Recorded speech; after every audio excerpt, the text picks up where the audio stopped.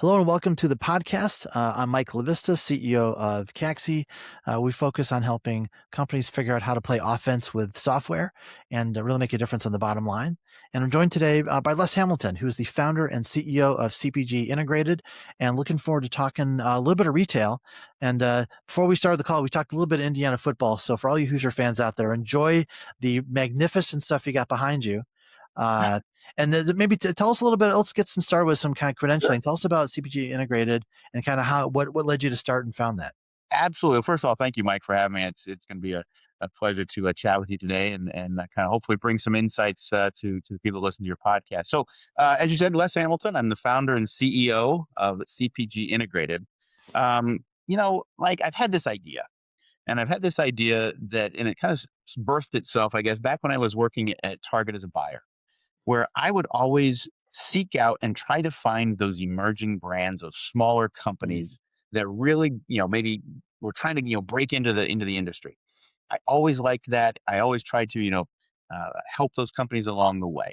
Yeah. I went from Target as a retailer, I went over to the Emerson Group as an agency, spent some time there, and then most recently I was the chief revenue officer at Highlands, which is an over-the-counter natural medicine Yeah. company. So I had this retailer, this agency, and this manufacturing background. So when I left Highlands last year, I started CPG Integrated, I believe in August, and it really is this senior level fractional outsourced firm that Um, focuses on those small to medium sized health and beauty aids, OTC pharmaceutical companies that are those emerging brands that are typically still founder run, that are between 1 and 30 million or whatever. They're starting to get of size, yeah. and they realize what.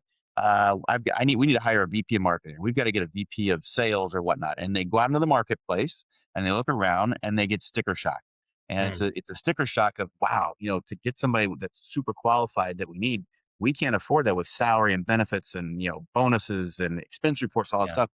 Well, I've collected over 50 executives, they're contractors, if you will, that are willing to contract with me underneath my five pillars of business, which are sales, marketing, supply chain, finance, and IT.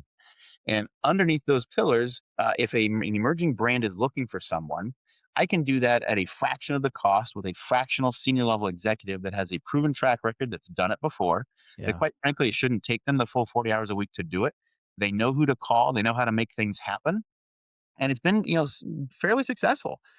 It has also morphed into this kind of this master broker or national broker network management as well. So I have clients that are utilizing my fractional senior level executives.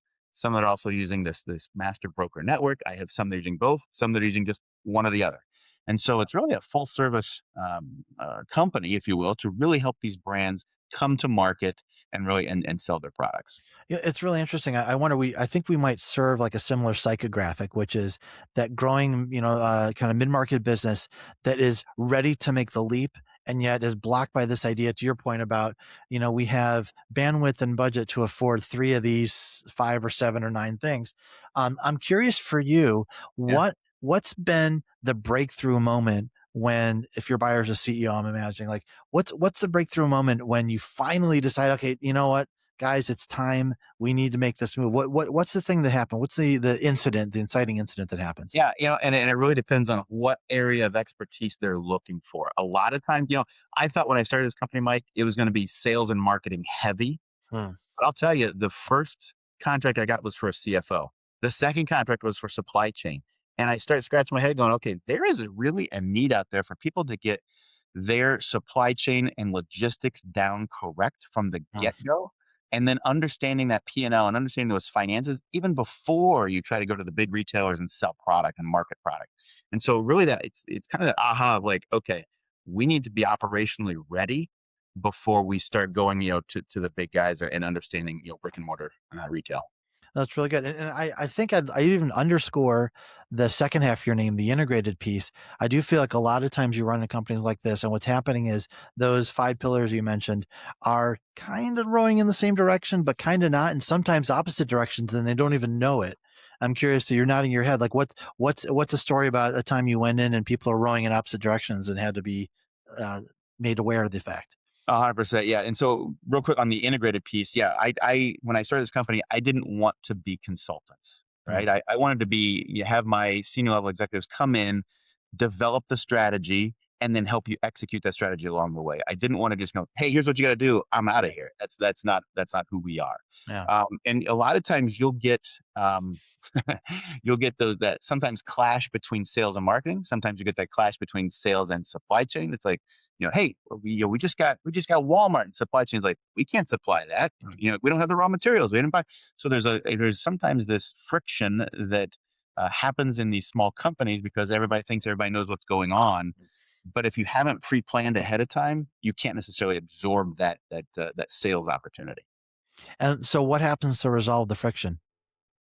Uh, Good question. So a lot of times, you either have to have the communication down to resolve that friction, or heaven forbid, you have to go back to the buyer and say, "Hey, we can't deliver." Right. So really, the friction you have to back yourself up and say, "We've got to plan first before we go to the big retailer." So we've got to be successful internally before we can be successful externally. And Yeah. so, really, that communication piece that is paramount for any of this to work. So let me ask you a question a little bit off the wall. So I was at a talk recently with a CEO from Ulta Beauty, which I guess is sort of maybe in some spaces you worked in. Yeah. And I'm curious about, she told the story I thought was really interesting. And it was that they're experimenting in other markets. And if they open a store in Mexico, for example, they're going to try to source some local stuff. And then lo and behold, if there's a real success story in the Mexico branches, they go, maybe we bring this to the US. And I'm curious, as someone who's bought for some of these big brands, if anyone listening is a smaller retailer, what are some of the things that, like, for you stood out as like, actually, that is one I'm going to pluck out and bring into our network? What does that look like?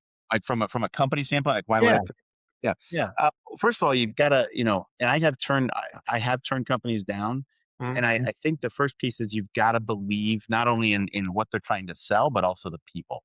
Yeah. So, if you are not aligned, or if CPG Integrated is not aligned with the company from a integrity standpoint, from a morals and value, that kind of a thing, because I'm very much a relational people person, Mhm. then I don't think it's going to be a very good fit. So Yeah. understanding number one, can my contractors and executives or myself work with this company? One, and two, do I believe in the product? Because if I don't believe in the product, it's going to be very difficult to sell. I just don't want to take a paycheck. That's not what I'm here Yeah. for. I'm to help these brands, these emerging brands, these brands that have potential, come to market and really understand retail. Interesting. Okay. Well, yeah, thanks, Ryan. That was kind of a little bit off the wall. I wonder if we go back to something you were talking about a minute ago, which is supply chain. And when you look at the things that get out of sync for some of these businesses, obviously supply chain has gotten more complicated in the last year, not less complicated. For you, what are some of the ideas and strategies you've seen work, and where are people making their mistakes right now? Yeah, great question. So, from a supply chain standpoint, one of the key things, especially as you're buying raw materials and getting ready to then produce that finished good, do you have a secondary supplier for your bottles, your caps, your Mm, labels, whatever that component would be for your product? Because if you don't and they fall down, because a lot of times you're not in control of your external third party person, if they fall down, then that whole process all the way to the shelf at the retailer falls down. So having a secondary supplier would be key mm, as you look at this now. And everybody likes to throw around the tariffs piece. That also is important. And maybe it's a in the stuff that doesn't necessarily have a expiration date, like the labels or the caps and so forth. Can you buy years ahead in raw material finished goods to stockpile that, so when times are trouble, or you might not have a secondary supplier yet, they will be able to give you that inventory that you need to produce your product. that's really interesting. Yeah, I think a lot of the customers we work with, it's about how to balance that really long term inventory vision against all the other factors about carrying too much inventory, and maybe we change our product mix and we don't need these things anymore. It's a delicate balance, right? And it does tie up cash. I mean, there's no question. Yeah. And as I'm consulting or helping these brands really understand how to go to market. A lot of times they don't understand, number one, how expensive it is, but also two is you kind of need to have a cash, pile of cash over here because of other extenuating circumstances. We can talk about those later.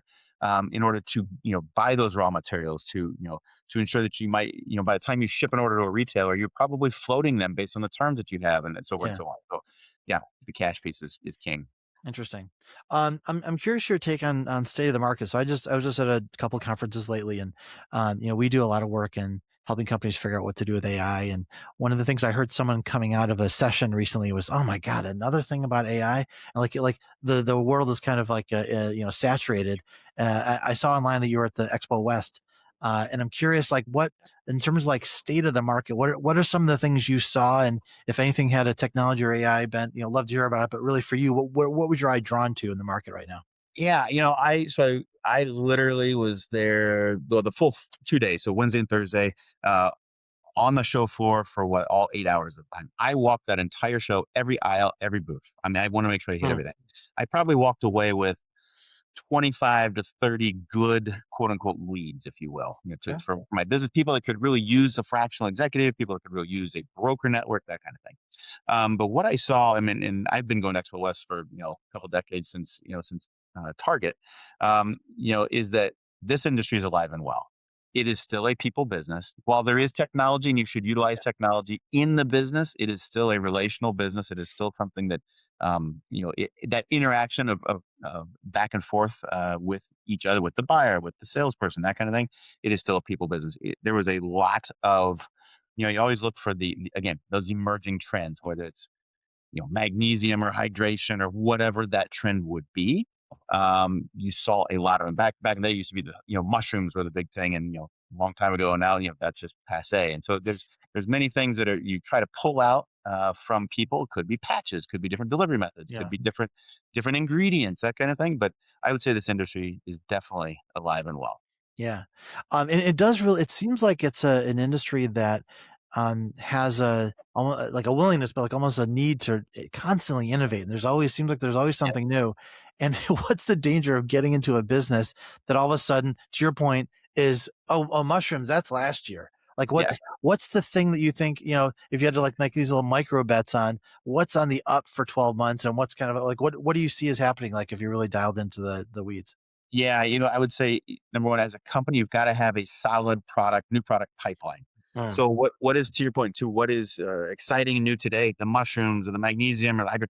What's next? What's 12 months from now? yeah. And so really having a marketing person or a marketing agency that can help you identify what are those trends? What are the consumer trends? Because just because somebody has a great idea doesn't mean it's going to sell.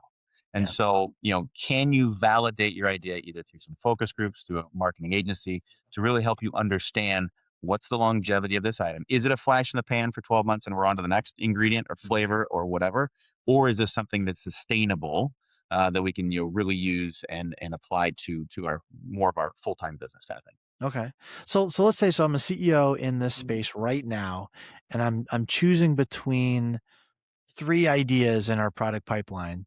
Are you do you typically say, experiment with all 3 or dive into 1, or like what's your strategy? What strategy do you think works the best in terms of curating and pruning that pipeline?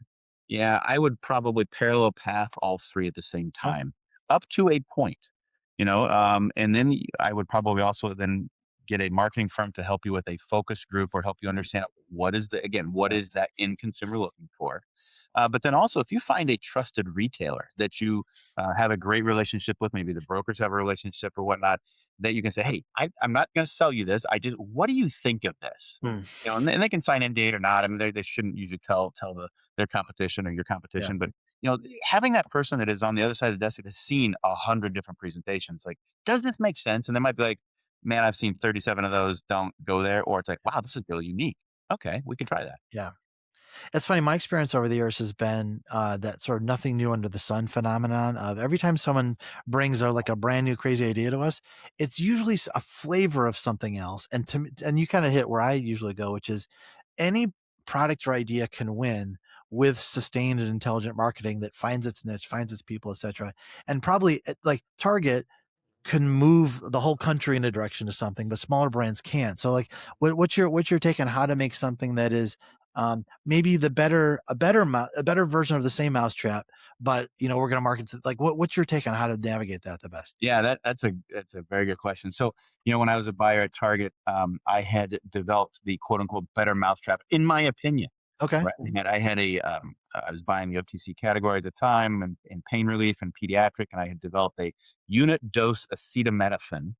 And, I developed it, packaged it, put it into the Target brand private label. And I actually had J&J come back to me and say, "This is a fantastic idea. Why did we not think of this?" Now, it didn't succeed Huh. because I didn't market it. I just It, stuck it on the shelf hoping that it was going to sell itself, not realizing, you know what?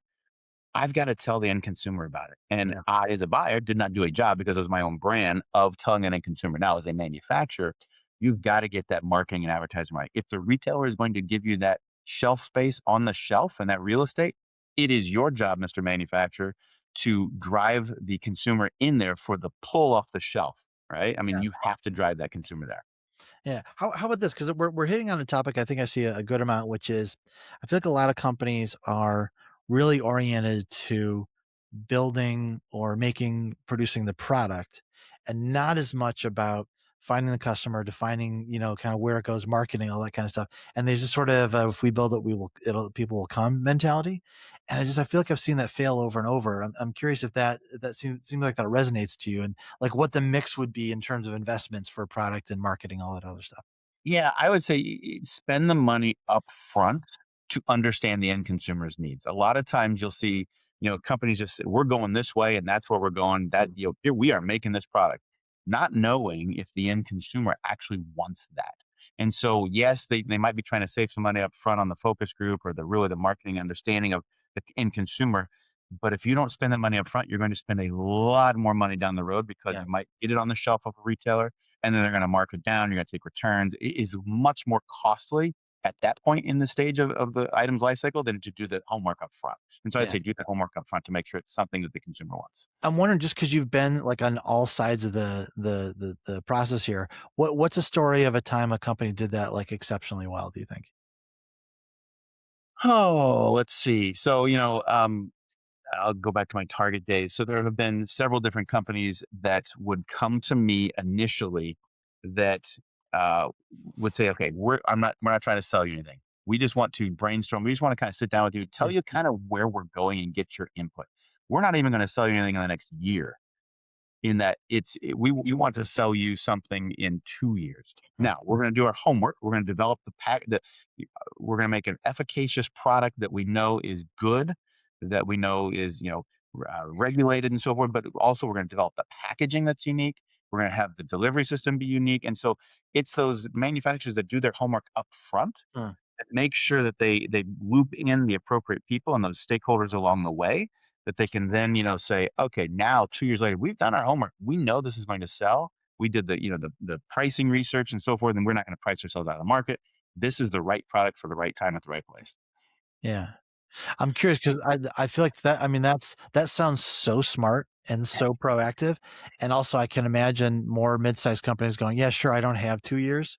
Um, like, what's your accelerated bootstrappy version of that, do you think? Yeah, I would say it's a couple of things. One, you've got focus groups. Spend the 5 grand or whatever it Yeah. is to do a focus group. One, two is you've got to succeed on e-commerce on Amazon before you even go to a brick and mortar retailer. So you've got to understand because underneath e-com, not only does it show and expose your internal logistics supply chain and making sure that you got all that correct, you've also got a testing ground for price points and Mm. exposure on Amazon. I mean, you can test multiple different things on Amazon's platform, advertising and so forth. And so you have the ability to do that. Why would you not use that, especially if you're a smaller brand? Now, if that's in the health and beauty and wellness categories. If you're in the technology space, like, I bought electronics for a while. I mean, that is a lot more difficult to do because that is so quick Yeah. turning that I would say that would be very difficult to do. But in this health and beauty space, I would say let's, see if you can get good consumer data to begin with before you Yeah. kind of branch out and go big full I can scale. tell you selfishly, I was hoping you'd go there because I think Yeah. that's what I was thinking too. Because it's like it's such a it's a space that can happen in waves with a certain idea or kind of product type catches on, and all of a sudden people want to go get it. And I think the especially for health and beauty may skew. Well, maybe it's probably across a lot of demographics, but a lot of people are going to want to look online for that. And Yeah. if you put it in their Instagram feed, the chances that they're going to click and try and investigate, right? That's more I think that's probably more of an opportunity than, hoping someone wandering down the aisle at Target happens or Ulta Beauty happens to kind of happen upon it, right? Yeah. I've got a good story. So I was at a major retailer. one of my last presentations, maybe 8 months or so ago, and we're in the live meeting, right? And we're making giving the pitch and the presentation, and the buyer is like this, right? Right. In the live meeting, and it's like, oh, look at your Amazon. You've got 980 Amazon 4.8 reviews. Oh, look at your Instagram ad. Oh, you're on TikTok.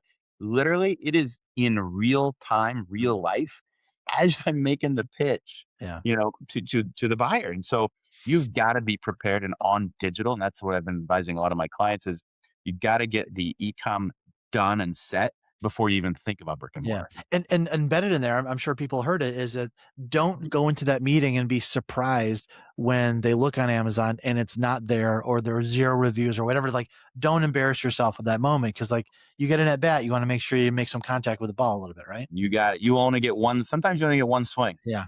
And yeah, that is definitely true. Interesting. So I'm curious how much of your work then has to do with digital and getting people with e-commerce going and Amazon stores and all the different probably Shopify. Like what's your strategy there? What's been happening in that world? Yeah, so I have partnered with a couple different Amazon brokers, if you will. They do Mm, their kind of full service agencies. Again, another service that I provide is that broker management piece, not only the senior fractional level executives, but the broker management. And these people know and understand Amazon. They live it, they breathe it. That's all they do. yeah. And so, advising my clients, like, look, it's probably time to have your wife stop doing the Amazon marketing and maybe move it over to an agency. No, Again, you're just getting too large. You're getting too big. You know, you've got to understand that there are other things you should be doing, not managing the Amazon. Your ASINs, your A plus content, your video, all of the stuff that requires somebody to manage an account appropriately. You've got to succeed. You got to succeed on direct to consumer e-com. I mean, all of the areas that people are going to buy your product, you have to have a cohesive message. That's where the marketing comes in, but you've also got to have a solid agency that can deploy those assets appropriately. I like that a lot. So maybe a parting thought. If you think Yep. about, you started this company like less than a year ago, right? Yeah. Um, anything, and what's some advice you've already learned in the year of doing it that maybe you wish you knew a year ago that if I'm an entrepreneur and I'm starting something like this in retail right now, what have you learned in the last 12 months or so? That's a very, very good question. So I would say that it is absolutely going to twofold. It's absolutely going to take longer than you think, and it's going to cost more than you think. I mean, when I first started this company, it's like I felt like the other people getting paid was the lawyer, the accountant, the bookkeeper, all the people, all the back ends, Yeah. overhead stuff. It's like, when do I start making money? Yeah. But and that's true also for brands, right? It is going to take longer. Typically on these larger retailers, they're on cycles, right? Mm, So your Target might review that category in March. They might reset it in November. And if you miss it March, you come into them in April, they're like, well, we'll talk in yep. 12 months. And so just the amount of time that is necessary to really find success, you know, companies or emerging brands will just come in and say, "Well, why can't we just go into Walmart?" Well, okay, there's a process, there's Yeah. time frame, that kind of thing. So really just understanding time commitment and then also the financial commitment. It is not cheap to launch a brand. And don't skimp on the beginning of that because it is much less it's less expensive on early on, even though it's a lot of money, than to take the returns, take the markdowns, and really potentially fold your company if it doesn't succeed. Yeah. It's funny. I was talking to someone recently and they put a number to that, which was it's going to take twice as long as you think, cost twice as much. And when you're done, you'll be worth half as much as you expected. But whatever, That but great advice. right. Well, hey, Les, this has been a treat. Thanks for coming on and talking about health and beauty retail. Awesome. CPG Integrated. I'm sure they can find you online. What's the best way to get in touch with you? Yeah, cpgintegrated.com or just les.hamilton at cpgintegrated.com is my email address. Go to the website. You can just click there. My information and contact stuff is there as well. So, Mike, I appreciate you having me. Thank you very much. It was a Great. good time. Thanks for being on, Les. Appreciate it. All right. Take care. All right, hang on just one second. That was great. It's got